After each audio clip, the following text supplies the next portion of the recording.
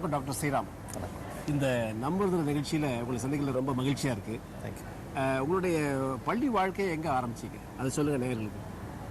நான் வந்து சென்னையில் பிறந்து ஸ்கூலிங்கெல்லாம் ரிஷி வேலி ஸ்கூல்ட்டு சித்தூர் டிஸ்ட்ரிக்டில் கிருஷ்ணமூர்த்தி ஃபவுண்டேஷன் ஸ்கூல். சரி. அது வந்து ஒரு போர்டிங் ஸ்கூல். அங்கே தான் 4ஆம் கிளாஸ்லேருந்து 10ஆம் கிளாஸ் வரைக்கும் படித்தேன். சரி சரி. So lots of my formative years நான் கற்றுட்டது சின்ன வயசுலலாம் அங்கே தான், அந்த ஸ்கூலில் தான் நான் கற்றுக்கிட்டேன். ஸோ அது ரொம்ப நல்ல school, ranked very highly in India. And அங்கே நிறைய விஷயம் எஜுகேஷன் எம்ஃபசிஸ் இருந்தது. சரி. அது தவிர எக்ஸ்ட்ரா கரிக்குலர் ஆக்டிவிட்டிஸ், டிபேட்டில் பேசுறது, ஸ்போர்ட்ஸ், மியூசிக், இதெல்லாம் அங்கே கற்றுக்கிட்டேன். ஸோ அந்த ஸ்கூல் வந்து it made me what I ஆம். ஓஹோ. அது மறக்க முடியாத டீச்சர்னா யாராவது சொல்ல முடியுமா? அங்கே உங்களுக்கு வந்து மோட்டிவேட் பண்ண மாதிரி யாராவது சொல்ல முடியுமா? அங்கே ஜென்ரல் அட்மாஸ்ஃபியரே வெரி மோட்டிவேட்டிங் அட்மாஸ்ஃபியர். சரி. ஸோ ஸ்பெசிஃபிக் டீச்சரோட செவரல் ஆஃப் தேம், நிறைய பேர் வந்து சின்ன சின்ன விஷயம் சொல்லி கொடுத்தாங்க. சரி. அது வந்து நம்ம அறியாத அங்கே வந்து நிறைய விஷயம் கற்றுக்கிட்டோம். சரி. அண்ட் அதுதான் ஒரு நல்ல ஸ்கூல்னா அதான் செய்யணும். அந்த ஸ்கூல் அது செய்தது. சரி சரி சரி சரி. 10th முடிச்சதுக்கப்புறம் வேற எங்கே படிப்பு வேற எங்கே தொடர்ந்தீங்க? நான் 12th ஸ்டாண்டர்ட் வந்து சின்மயா வித்யாலயா, அப்போ ஹாரிங்டன் ரோட் செட்பேட்டில் இருந்தது. சரி. அங்கே படித்தேன். சரி சரி. அதை முடிச்சுட்டு மெடிக்கல் காலேஜ் போனேன். இங்கே medical college Ramachandra medical college first batch நான். சரி. ஓ, ஃபர்ஸ்ட் பேட்ச். சரி. ஸோ அங்கே படித்து MBBS முடிச்சுட்டு அதுக்கப்புறம் அங்கேருந்து நான் அமெரிக்கா போனேன். சரி. Further education. சரி. அங்கே வந்து அங்கே வேலை செய்துட்டு இருந்தேன். அங்கே ஒன் ஆஃப் த ஆப்பர்ச்சுனிட்டிஸ் எனக்கு கிடைச்சது என்னன்னா, ஜான்ஸ் ஹாப்கின்ஸ் யூனிவர்சிட்டியில் விசிட்டிங் சயின்டிஸ்டாக வேலை செய்தேன். வெரி ரொம்ப வேர்ல்டு ஃபேமஸ். ஆமாம். இன்ஃபேக்ட் ஜான்ஸ் ஹாப்கின்ஸ் யூனிவர்சிட்டி உலகத்தில் number 1 ranked hospital and university. சரி. ஸோ அங்கே வேலை செய்தது ஒரு பெருமைக்குரியது. So I was very happy to do that. So அங்கே விசிட்டிங் சயின்டிஸ்டாக இருந்தீங்க? ஆமாம், அங்கே விசிட்டிங் சயின்டிஸ்டாக இருந்தேன். அதுக்கப்புறம் அமெரிக்காலேருந்து நான் இங்கிலாந்துக்கு போனேன். சரி. இங்கிலாண்டில் 14 வருஷம் இருந்தேன். அங்கே வந்து மெடிசன் ஃபிசிஷியனாக ட்ரெயின் ஆகிட்டு MRCP பாஸ் பண்ணேன். சரி. அதுக்கப்புறம் MSc டயபிட்டிஸ் வாரிக் யூனிவர்சிட்டியில் செய்தேன். வாரிக் யூனிவர்சிட்டி வந்து டயபிட்டிஸ் ரீசர்ச்சுக்கு, டயபிட்டிஸ் ட்ரைனிங்க்கு யூகேல number 1 institute. Okay okay okay. So அது ஆப்பர்ச்சுனிட்டி கிடச்சிது, அது ஐ யூட்டிலைஸ்ட் இட். அதுக்கப்புறம் அங்கே ட்ரெயின் பண்ணிவிட்டு அங்கே இருந்தேன். அங்கே ஆக்சுவலி செட்டில் ஆன மாதிரி தான் இருந்தது. அங்கே வந்து வீடு வாங்கிட்டு அங்கே வேலை செய்துட்டு அந்த மாதிரி இருந்தேன். சரி சரி. ஸோ இப்போ நீங்கள் வந்து அங்கேயே வந்து செட்டில் ஆகிருக்கலாம். எப்படி இந்தியாவுக்கு வரணும்னு எப்படி உங்களுக்கு ஐடியா வந்தது, அதை பற்றி சொல்லுங்களேன். அது நான் அங்கேயே வேலை செய்துட்டு இருந்தேன். அங்கே ஐ வாஸ் வெரி ஹாப்பி, நல்லா சந்தோஷமாக இருந்தது. ஒர்க்கிங் அட்மாஸ்ஃபியர் நல்லா இருந்தது, ஒர்க் லைஃப் பேலன்ஸ் நல்லா இருந்தது. அங்கே there was டைம் லைஃபுக்கு இதுக்கெல்லாம். சரி. அதுக்கப்புறம் என்ன ஆச்சுன்னா, அப்போ வீட்டில் வந்து பேரண்ட்ஸ் வந்து they were getting older. சரி. ஸோ அதுக்கோசரம் what happened was திருப்பி இந்தியாவுக்கு வரலாம் அப்படின்ட்டு பிளான் இருந்துச்சு. சரி. ஸோ நான் வந்து actually I stay with my parents. So joint family தான். ஸோ அதுக்கோசரம் தான் திருப்பி வந்தோம். So with my family, my wife and 2 children we came back about 5 years ago. சரி சரி. இங்கே வந்து செட்டில் ஆகிட்டு now it's we are. ஆமாம் ஆமாம். இப்போ இங்கே வந்துட்டீங்க, ரைட்டு, அப்பா அம்மாக்காண்டி வந்துட்டீங்க, ஓகே. பட் வந்து நீங்கள் இங்கிலாண்டில் அந்த அமைப்பெல்லாம் அதெல்லாம் எப்படி இருந்தது, இப்போ இங்கே எப்படி இருந்ததுன்னு கொஞ்சம் சொல்லுங்களேன். இந்த சிஸ்டம் கேட்குறேன்.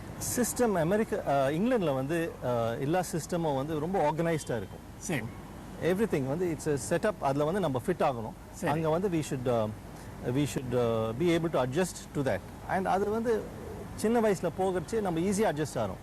சி ஆஸ் இந்தியன்ஸ் நம்ம வந்து adaptability is very high. So அங்கே போய் அடாப்ட் பண்ணிவிட்டு அங்கே வேலை செய்கிறது இட் வாஸ் வெரி என்ஜாயபிள். அப்புறம் அங்கேருந்து இந்தியா வரைச்சு adapting to India is not a difficult thing. ஏன்னா at the end of the day பறந்து வளர்ந்துருக்கீங்க, இங்கே தான் ட்ரைனிங் ஆகிருக்கும் எல்லாமே. ஸோ இங்கே வந்து அடாப்ட் ஆகிறது சுலபமாக தான் இருந்தது. இப்போது வந்து இங்கே நம்ம வந்துட்டோமே, நம்ம மறுபடியும் இங்கிலாந்து போக முடியலையே அப்படின்னு என்னைக்காவது யோசிச்சிருக்கீங்களா, இல்லை are you happy here? I'm very happy here. I'm very happy here. எனக்கு இங்கிலாந்து ரொம்ப பிடிக்குங்க. நான் அப்பப்போ வருஷத்துக்கு ஒரு வாட்டி போவேன். ஐ கோ தேர், ஃப்ரெண்ட்ஸை மீட் பண்ணுவேன். அங்கே பழைய ஹாஸ்பிட்டல்லாம் போவேன். நல்ல கான்டாக்ட் இருக்குது, என்னுடைய பழைய கொலீக்ஸு, ப்ரொஃபஸர்ஸ் எல்லாரும் கூட இருக்குது. But I mean India and I'll be in India. உங்களுடைய டீச்சிங் எக்ஸ்பீரியன்ஸ் பற்றி சொல்லுங்களேன். அதில் வந்து சொல்லுவாங்க, எனி நியூ ஐட்டம் நம்ம கற்றுக்கிட்டா ஒன்று பார்க்கணும், இன்னொரு கேஸ் வந்து நம்ம செய்யணும், மூணாவது நம்ம சொல்லிக் கொடுக்கணும். அப்போ தான் நம்மளுக்கு வந்து அந்த எனி நியூ டெக்னிக் ப்ரொசீஜர் அப்போ தான் நம்ம மனசுள்ள நல்லா போகும்ன்ட்டு. அந்த மாதிரி அந்த ட்ரெயின் பண்ணுற பிஹேவியர் பேட்டர்ன் அங்கே நிறைய சொல்லி கொடுத்தாங்க. அந்த மாதிரி சொல்லி கொடுக்கணும், பேசணும், ஒரு ப்ரொசீஜரை எதாவது எக்ஸ்பிளைன் பண்ணணும், அடுத்த குரூப் ஆஃப் டாக்டர்ஸ் சொல்லி கொடுக்கணுன்ட்டு.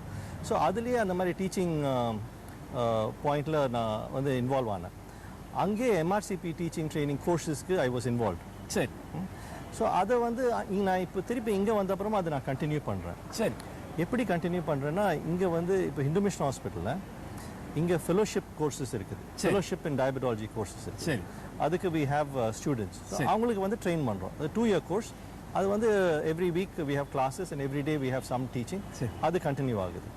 அதே மாதிரி நான் அப்போலோ கூட போகிறேன். சரி. அங்கே ஈவினிங்ஸில் மெயின் அப்போலோ கிரீம்ஸ் ரோடில் அங்கேயும் அந்த மாதிரி ஸ்டூடெண்ட்ஸ் இருக்காங்க. அங்கேயும் I am involve in teaching. சரி சரி. ஸோ டீச்சிங் பர் சே வந்து இட்ஸ் அ வண்டர்ஃபுல் ஆஸ்பெக்ட்.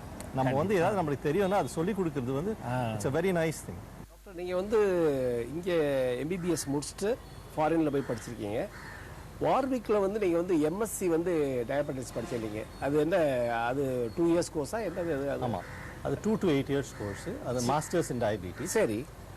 அது ஏன் செய்கிறோன்னா, நம்ம வந்து இன்னும் கொஞ்சம் டீப்பாக படிக்கிறது, அதை பற்றி கொஞ்சம் டீப்பாக ரீசர்ச் செய்யறது, அதனால அந்த கோர்ஸ் செய்கிறோம். சரி. ஸோ அந்த மாதிரி கோர்ஸ் படித்தா அண்டர்ஸ்டாண்டிங் அந்த டிசீஸ் ப்ராசஸ், ஏன் இவ்வளோ தூரம் டயபிட்டிஸ் எக்ஸ்ப்ளோர்ட் ஆகிருக்குது. சரி. அண்ட் என்னுடைய ஃபோக்கஸ் வந்து என்னன்னா டயபிட்டிஸ் இன் சவுத் ஏஷியன்ஸ். சரி. இந்தியாவில் ஏன் டயபிட்டிஸ் இவ்வளோ ஜாஸ்தியாக இருக்குது அப்படின்றதுக்கு அதுதான் ஃபோக்கஸ்.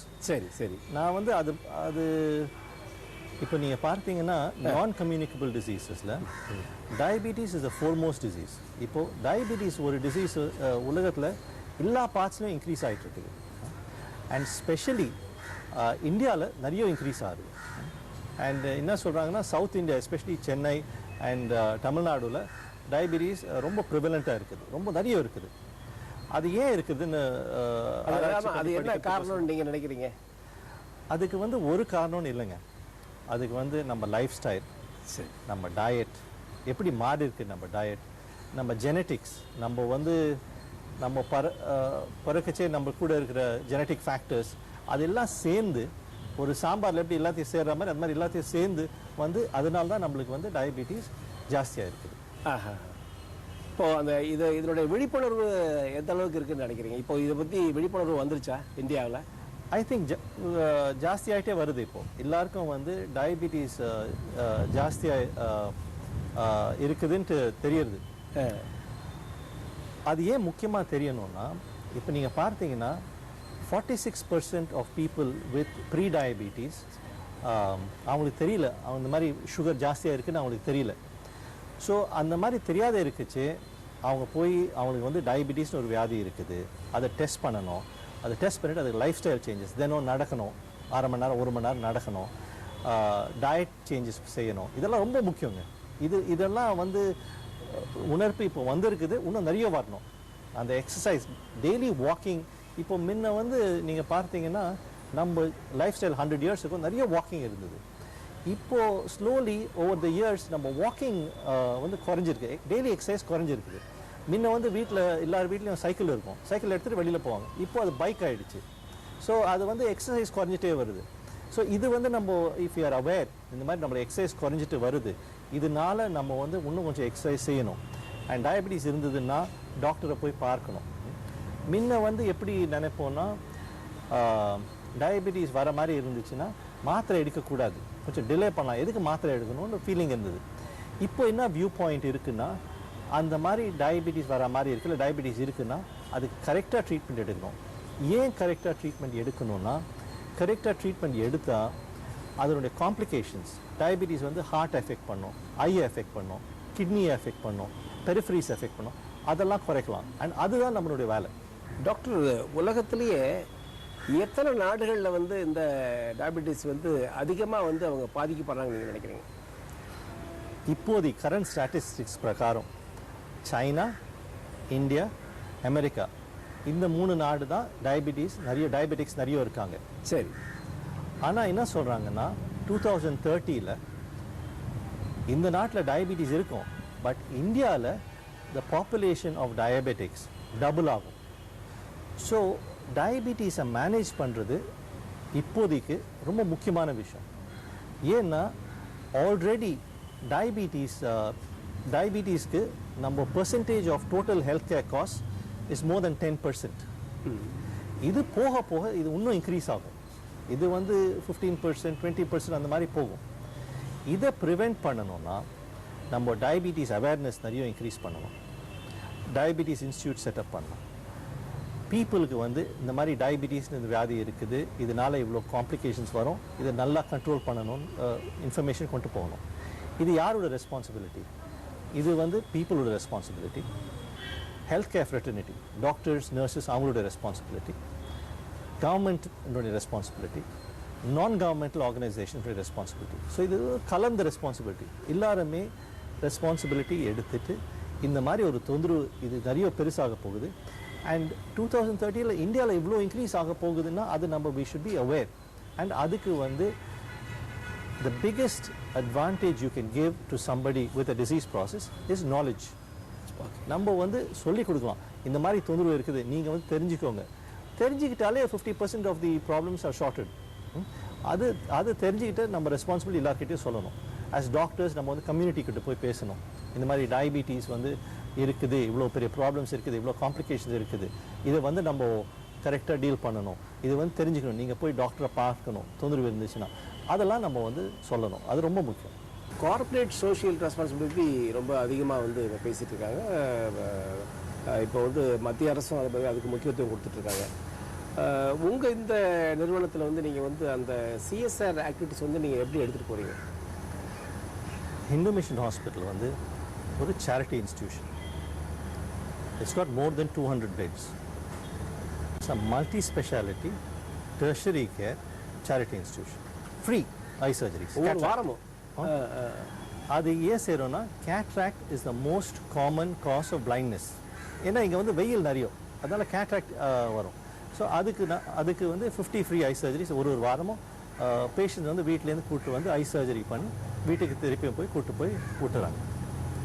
ரெண்டாவது free artificial lip centre every Saturday செய்கிறாங்க. நீங்கள் கூட பார்க்கலாம் இங்கே, யூ கேன் சீ தட். அது அடிபட்டு காலில் தொந்தரவாகி நடக்க முடியலன்னா அது கேலிப்பர்ஸ் இல்லை இது வந்து ஃபிக்ஸ் பண்ணி கொடுக்குறாங்க. அது ஃப்ரீ, டோட்டலி ஃப்ரீ.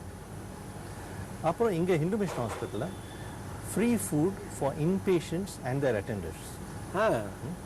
அது ஏன் செய்கிறோன்னா இது வந்து ஒரு பேஷண்ட் வந்து when he is unwell அப்போ வந்து நியூட்ரிஷன் ரொம்ப முக்கியம். அந்த நியூட்ரிஷன் நல்லா இருந்தால் தான் அவங்க வந்து அந்த இல்னஸ்லேருந்து வெளியில் வர முடியும். அண்ட் அப்போது இன்னொரு விஷயம், அங்கே வந்து அவங்க அட்டெண்டராக கூட இருக்கணும், அப்போ தான் அவங்கள பார்த்துக்க முடியும். ஸோ அட்டெண்டர்ஸுக்கும் பேஷண்ட்டுக்கும் ஃப்ரீ நியூட்ரிஷியஸ் ஃபுட் கொடுக்கலாம். நாலாவது வந்து இங்கே dialysis at very subsidise cost. சரி, சிஎம் ஸ்கீமில் டயாலிசிஸ் செய்கிறோம். இல்லை dialysis at a cost of ₹200. We are probably the cheapest anywhere in the country. சரி, பட் அதனால என்ன ஆகுதுன்னா எங்கள் dialysis is always fooled up. There is no vacant spot. But அந்த மாதிரி டயாலிசிஸ் செய்கிறோம். அப்புறம் rural outreach every week and every day van வந்து ஆம்புலன்ஸில் டாக்டர், நர்ஸ், மெடிக்கேஷன் போய் வில்லேஜில் போய் ட்ரீட்மெண்ட் செய்துட்டு அங்கே ஏதாவது ரொம்ப அன்வெல்லாக இருந்தால் ஹாஸ்பிட்டல் திருப்பி கூப்பிட்டு வருது. இதை வந்து 30 வருஷமாக செய்துட்ருக்கோம், ஒரு நாள் 2 நாள் இல்லை. புரியுது. ஸோ இந்த மாதிரி ஹாஸ்பிட்டல் வந்து நிறைய சேரிட்டி ஒர்க் செய்யுது.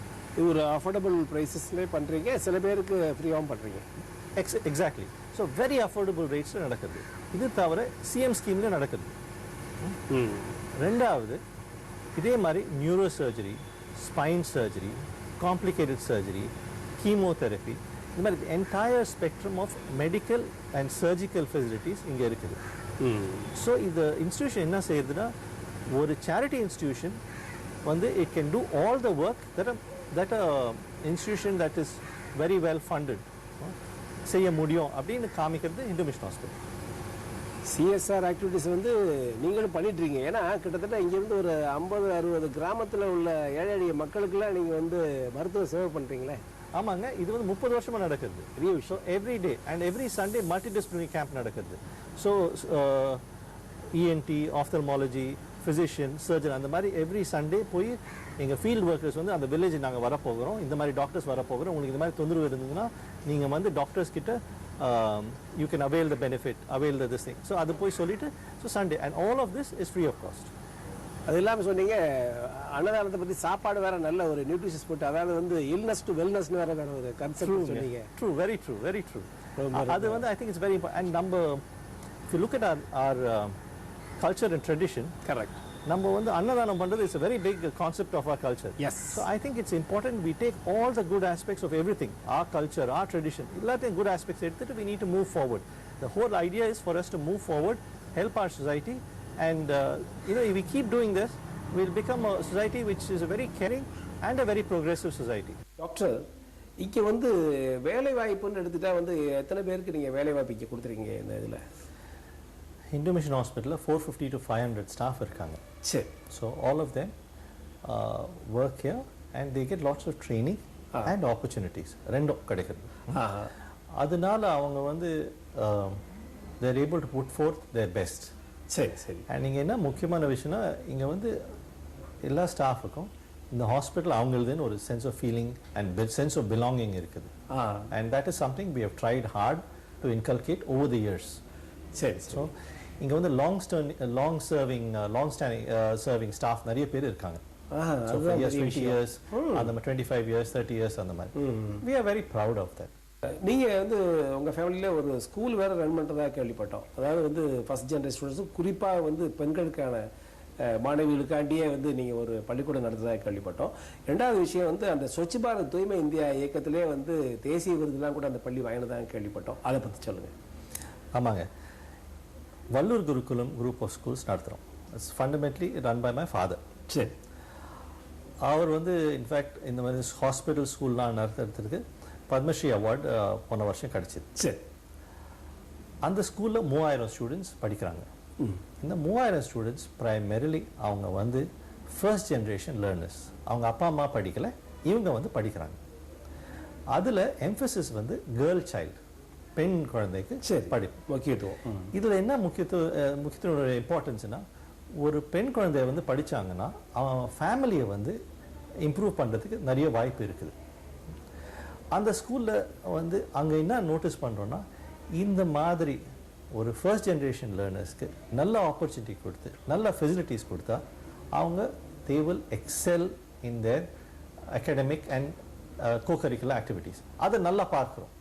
இதனால அவங்க வந்து இன்ஃபேக்ட் அந்த school Valluvar Gurukulam among all the schools of India, எல்லா ஸ்கூலும் பணக்கார ஸ்கூலு எல்லா ஸ்கூல்லையும் national award for cleanliness and sanitation கிடச்சிது from government of India. So அது வந்து ரொம்ப பெருமைக்குரியது. ஸோ அந்த ஸ்கூலுடைய கேம்பஸே நிறைய ட்ரீஸ் இருக்குது, நல்ல பெரிய ஸ்கூல், நல்லா நடக்கிறது.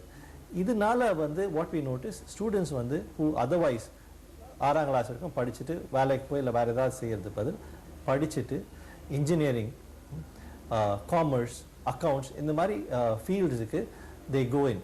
ஸோ +2 வரைக்கும் இருக்கிறதால. சரி சரி சரி. ஒருத்தருடைய வாழ்க்கையில் வந்து பெற்றோர்களுடைய பங்கு ரொம்ப முக்கியமானது. உங்கள் வாழ்க்கையில் உங்கள் பெற்றோர் வந்து எப்படி உங்களை ஊக்குவிச்சாங்க சொல்லுங்கள். நிறைய மோட்டிவேட் பண்ணாங்க. நான் காலேஜில் படிச்சு எனக்கு ஞாபகம் இருக்குது, எங்கள் அம்மா வந்து கூட உட்காந்து நைட் டைம்லாம் நான் படித்து கூட உட்காந்துட்டு இருப்பாங்க. ஸோ நான் தூங்க போகாத இருக்கிறதுக்கு. So both my father and mother என்னை நிறைய சப்போர்ட் பண்ணாங்க during my school days, my college days. இது மட்டும் இல்லை, நான் வந்து ஓவர்சீஸில் இருக்கே கூட நான் வந்து ஐ யூஸ் டு எவ்ரிடே நான் ஃபோன் பண்ணி பேசிகிட்டு இருப்பேன். சரி, என்ன நடக்கிறது, வாட் ஹேப்பன் வாஸ், என்னுடைய வாழ்க்கையில் என்ன நடக்கிறதுன்னு தே வர் வெரி இன்வால்வ். என்ன இன்னைக்கு வாட் வாஸ் த ஈவெண்ட், அதெல்லாம் வந்து நிறைய அதெல்லாம் இன்வால்வ்மெண்ட் இருந்தது அவங்களுக்கு. அண்ட் ஐ திங்க் அதனால தான் நான் வந்து திரும்பி இந்தியாவுக்கு வந்தேன்னு நினைக்கிறேன். ஏன்னா எனக்கு வந்து த க்ளோஸ்னஸ், அந்த பாண்ட் வந்து ரொம்ப ஸ்ட்ராங். சரி. I have an elder brother and his wife, my sister in law. அவங்க கூட நிறைய சப்போர்ட் பண்ணாங்க. சரி. ஸோ டியூரிங் மை டைம்ஸ் இதெல்லாம் இந்த சப்போர்ட் எனக்கு வாஸ் வெரி ஸ்ட்ராங். அண்ட் அப்புறம் நான் இங்கிலாண்டில் இருந்துச்சு, ஐ காட் மேரிட். சரி. ஆமாம், அதுதான் நான் கேட்க இப்போ உங்கள் அப்பா அம்மா பற்றி சொல்லிட்டீங்க, உங்கள் பிரதரை பற்றி, சிஸ்டர்லாம் சொல்லிட்டீங்க. உங்கள் ஃபேமிலி பற்றி, குடும்பத்தை பற்றி சொல்லுங்கள். நான் அதுக்கு ஒரு விஷயம் நான் வந்து tell you about my parents. நீங்க சொன்னீங்க, நீங்க ஒரு கொஸ்டின் கேட்டீங்க, உங்களுக்கு வந்து யாரு டீச்சர்ஸ் நிறைய மோட்டிவேட் பண்ணாங்க? ஆமா ஆமா ஆமா. எனக்கு ஸ்பெசிஃபிக்கா ஒருத்தர் எனக்கு சொல்ல தெரியல. சரி. நிறைய பேர் நிறைய லிட்டில் பிட்ஸ் எனக்கு மோட்டிவேட் பண்ணாங்க. சரி. பட் என்னுடைய மெயின் கைடிங் ஃபோர்ஸ் வந்து எனக்கு பேரண்ட்ஸ் தான். They were the ones who supported me and gave me my value systems and all of that. So அது வந்து I'm very grateful to them for that. That is why we live in a joint family system. So அதனால தான் that. ஆமா, இதை பத்தி கேட்கணும். நீங்க சொல்லிட்டீங்க. இப்போ இந்த கூட்டு குடும்பங்கிற இந்த கன்செப்டே வந்து இல்லாம போயிட்டு இருக்கக்கூடிய இந்த காலகட்டத்துல நீங்க ஜாயிண்ட் ஃபேமிலி இருக்கிறது அதை கேட்கும்போது ரொம்ப மகிழ்ச்சியா இருக்கு. அதை பத்தி என்ன சொல்றீங்க? நீங்க எப்படி இருக்கணும்னு நினைக்கிறீங்க? இல்லைங்க, எனி சிஸ்டம் வந்து அட்வான்டேஜ் டிஸ்அட்வான்டேஜஸ் இருக்கு. சரிங்க. ஜாயிண்ட் ஃபேமிலி சிஸ்டம் வந்து is got a lot of advantages. இப்போ I'm married with 2 children. சரி. Twin boys, Aditya Varun. They're 6 years old. இப்போ நான் வந்து when I'm busy with work, அவங்க வந்து they're being looked after by my parents. So it's a big advantage for me. நாங்கள் ஏதாவது வெளியில் போகிறோம்னா we leave the children at home. So the grandparents look after the children. So இதனால வந்து ஒருத்தருக்கு ஒருத்தர் we support each other. Understood. I think what is needed usually is this ஒரு sense of give and take இருந்ததுன்னா the joint family system is a very good system. உங்க Mrs பத்தி சொல்லுங்க. Her name is Devika. அவங்க வந்து she worked in the Tatas. அவங்க family actually Tatasல வேலை செய்துட்டு இருந்தாங்க. அவங்க so she worked there and Tatasல ஒரு elite group இருக்கு, Tata Administrative Service like the Indian Administrative Service. Okay.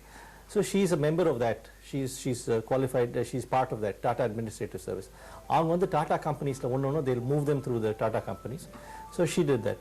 அப்புறம் when she joined me in England, அவங்க வந்து HSBCல அங்க வேலை செய்துட்டு இருந்தாங்க. சரி சரி. So she was part of the international division. So she did very well for herself. அவங்க வந்து அதுக்கப்புறம் இப்போ வந்து she is not working. She is looking after the children and looking after all our paperwork. அதெல்லாம் பார்க்கறாங்க. Video நிறைய பார்த்துக்கறாங்க. உங்களுடைய பொழுதுபோக்கு அம்சம்னா நீங்க எதை சொல்லுவீங்க? உங்களுடைய பள்ளி வாழ்க்கையில இருந்து ஆரம்பிச்சா ஒவ்வொருத்தருக்கும் ஒன்று இருக்கும். உங்களுக்கு என்ன பொழுதுபோக்குன்னு சொல்ல நினைச்சீங்கன்னா என்ன சொல்லுவீங்க? எனக்கு மியூசிக் ரொம்ப பிடிக்குங்க. It is something that I like. I always enjoy all kinds of music. From Carnatic music, Western, எல்லாமே பிடிக்கும். Because music is a universal language. அது கண்டிப்பா.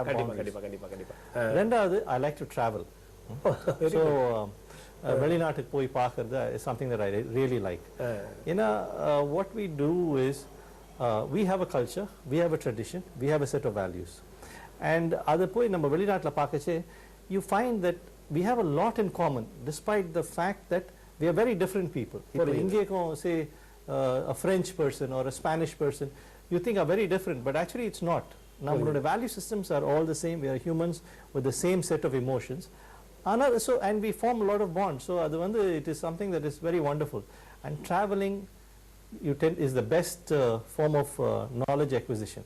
Because போய் நம்ம வித்தியாசமான விஷயத்தை பார்க்குறோம், we learn, and it is a wonderful hobby for me. இன்றைய மாணவர்களுக்கு அந்த இளைய சமுதாயத்தினருக்கு நீங்க வந்து என்ன சொல்ல விரும்புறீங்க? நீங்களும் வந்து மாணவராக இருந்து வந்து இந்த அளவுக்கு வந்திருக்கீங்க. உங்களுடைய வெளிநாட்டு அனுபவம், இந்த உள்நாட்டு அனுபவம், இதெல்லாம் வந்து மாணவ மணிகளுக்கு, அதாவது செல்வங்களுக்கு என்ன சொல்ல விரும்புறீங்க? We are from a family that is very academic driven. So படிப்பு ரொம்ப முக்கியங்க. படிப்பு வந்து it's like a key. It opens a door to wonderful opportunities of the world. But இப்போ நான் டயபிட்டிஸ் practice பண்றதுல one other thing, sports activities. அது சின்ன வயசுல விளையாடணும். It's very important. So we have to strike a balance. Physical activity on the one side and academics on the other. What you make of life is your own responsibility. You take the opportunities as you go along. So நான் வந்து சொல்றது என்ன விருப்பப்படுறேன்னா, focus on studies, play hard, work hard, and enjoy life. Doctor, இவ்வளவு நேரம் வந்து உங்களுடைய பொன்னான நேரத்தை வந்து பொதிய நேரங்களுக்காண்டி ஒதுக்கி உங்களுடைய அனுபவங்கள்லாம் வந்து பகிர்ந்துக்கிட்டீங்க. பொதிகை தொலைக்காட்சியின் சார்பாக, நேயர்கள் சார்பாக நன்றி, வணக்கம். நன்றி, வணக்கம்.